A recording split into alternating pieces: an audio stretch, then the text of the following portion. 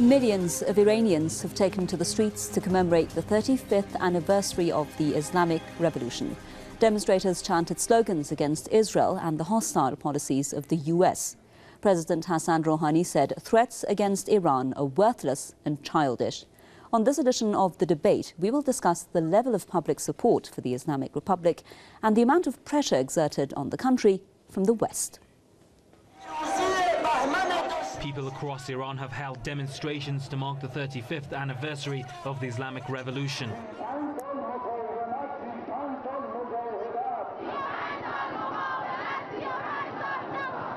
Demonstrators also chanted slogans against the US, Israel and Britain.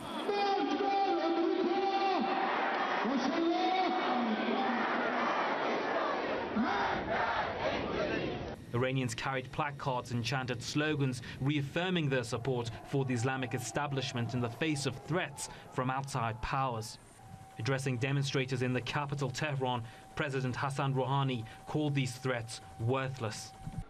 تهدید علیه ملت ایران بی ارزش و کودکانه است چون ملت ما در طول 35 سال گذشته در برابر انواع تهدیدهای دشمن ایستاده است، مقابله کرده است و به پیروزی رسیده است. The Iranian president also said the nuclear negotiations with the P5+1 group are a historic test for the United States and Europe. If they are committed to law, mutual respect and cooperation, Tehran will respond in kind. Rouhani added if the US and Europe stick to their previous inappropriate policies, that would be detrimental to their own national interests and will also undermine global stability. The US Congress has been pushing for unilateral sanctions against Iran over its nuclear energy program, despite an interim deal reached in Geneva in November. The 6-month agreement was signed between Iran and the P5+1 group, comprised of the US, Britain, France, China and Germany. Under the deal, which came into effect on January 20th, Iran has limited its nuclear activities in return for lifting of some sanctions on the country. Despite the agreement, the US has continued its hostile policy against Iran. American officials have on various occasions said anti-Iran sanctions remain in place and that the military option is still on the table.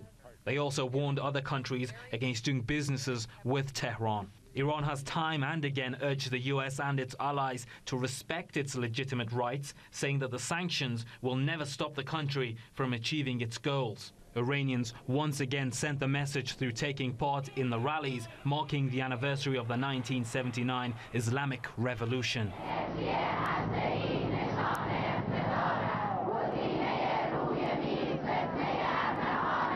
Attending the rally in Tehran, Iran's Foreign Minister Mohammad Javad Zarif stressed that the Iranians want constructive interaction based on mutual respect. These people stand behind their rights, that nobody can deprive them of their rights, that these people deserve respect and demand respect, and nobody can deal with them in any way other than respect. You're watching The Debate. Joining us now live from Tehran is Professor Mohammad Marandi with the University of Tehran, and also with us live from Washington with the Center for American Progress and former US Assistant Secretary of Defense, Mr. Lawrence J. Korb. Thank you very much, gentlemen, for joining us on this program. I'll start my first question with our guest in Washington. Mr. Korb, what do you think about the level of public support for the Islamic Republic? Do you think that there is a message here each year on the anniversary of the revolution that, you know, a number of people who've taken part in the streets shows that the amount of support that the government and the Islamic Republic as a whole has is immense, and that this is going to affect the country's foreign policy and also how the United States or other countries in the West regard Iran? Well, I think the fact that the P5+1, that includes the United States, are talking to Iran, the fact that some of the sanctions that the UN imposed, not just the United States, have been relaxed. I think the fact that when President Obama came into office, you may remember he reached out to the Iranian people on the New Year shows that they respect them. I think the fact that the current government, Rouhani, has released 2 of the candidates who lost in what was a disputed election back in 2009, released them from house arrest, has gotten more support both in Iran and in the West. Let's go to Mr. Marandi before I continue this discussion. Mr. Marandi, some of the issues raised there, Mr. Korb was saying that it is because of what we just discussed there, the public participation in these rallies, that the Obama administration has been working with Iran, has been talking with Iran. But we're also hearing the sentence that all options are still on the table. We know that a huge part of the sanctions still remain. And there is, not complete optimism when it comes to the deal, because there has been concerns about the sanctions increasing and the level of sanctions not being reduced. What do you think?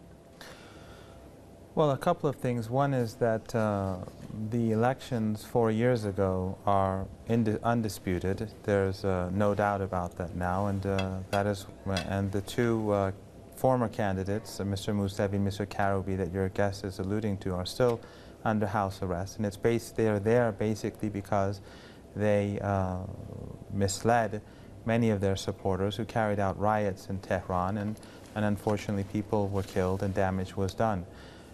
So they do bear responsibility for that, and the government has not released them. Beyond that, though, I think we have to keep in mind that President Rouhani has, since the first day of being in office, he has shown a strong willingness to resolve the nuclear program and to create a more favorable atmosphere with the United States and its allies. It's not the UN or other members of the Security Council that are the problem for Iran. It's basically the United States and its allies. President Obama, when he came to power, he said he made some noise that sounded positive, but when we look at the WikiLeaks documents that were released later, it was clear that the U.S. government, even from the very beginning of the Obama administration, was seeking to increase the sanctions against Iran, to put pressure on the Iranian people in order to create instability in the country. So I think that shows that there was a level of hypocrisy even from the beginning. Even now that the Islamic Republic of Iran and the 5+1 have signed or come to this agreement over the nuclear program and to resolve the issues that exist between Iran and the United States largely, because Russia and China do not have a problem with Iran's nuclear program, yes, as they've stated. The point is that right now the United States continues to add new people to the sanctions list, mm-hmm, and new companies.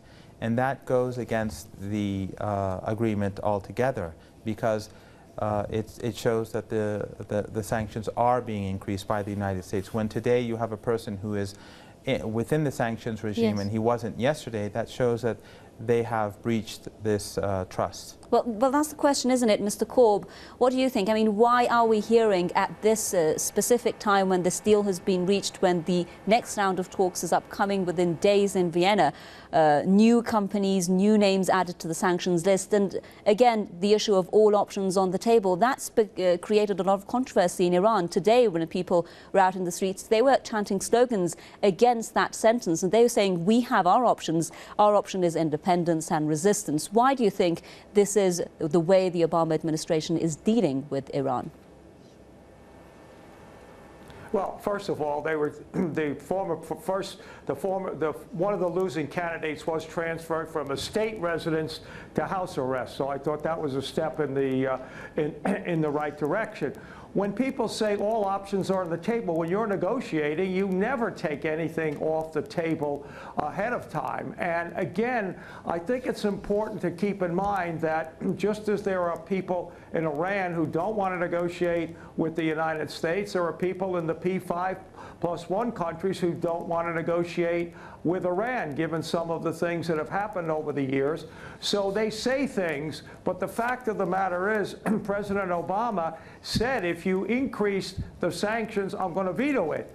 Now, with some of these people, what they've been after, these are existing sanctions that people are not carrying out, and we've been doing that ever since the United Nations imposed those sanctions, getting after companies which we feel violate those sanctions. So it's not new sanctions. In fact, there were $500 million in sanctions that were released, and the government was using that to provide food for the people. So they have released some sanctions. They're not all off, nor will they be until you get a final deal. And again, I can't emphasize too much. These are not just U.S. sanctions.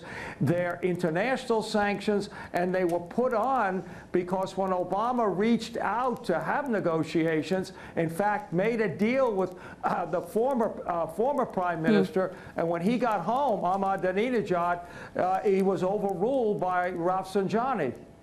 Well, looking at the 35 years since the victory of the Islamic Revolution, Mr. Marandi, Iran has almost all of the time been facing